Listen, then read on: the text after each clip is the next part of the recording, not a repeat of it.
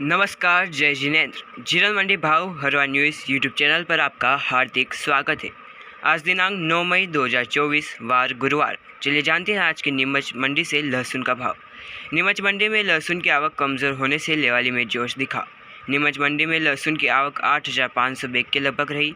आज नीमच मंडी में देसी क्वालिटी की लहसुन 4,900 से 18,700 रुपये तक बिका। बॉक्स क्वालिटी की लहसुन 20,000 से 100 रुपये तक बिकी। स्टॉक मीडियम माल 10,000 से 10,300 रुपये, स्पेशल मीडियम माल 9,500 से 9,700 रुपये, मीडियम माल 9,100 से 9,300 रुपये, एवरेज माल 7,300 से 7,600 रुपये। छरी क्वालिटी की लहसुन 7,000 से 7,500 रुपये। लड्डू मीडियम मिक्स माल 10,400 से 10,600 रुपये। लड्डू माल 12,000 से 12,200 रुपये। मोटा माल 13,900 से 14,200 रुपये।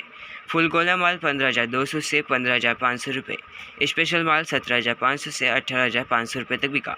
मंडी भाव जानने के लिए आप हमारे चैनल को सब्सक्राइब करें, वीडियो को लाइक करें और ज़्यादा से ज़्यादा किसान साथियों तक शेयर ज़रूर करें। आपको हमारी जानकारी कैसी लगी कमेंट कर ज़रूर बताएं। धन्यवाद।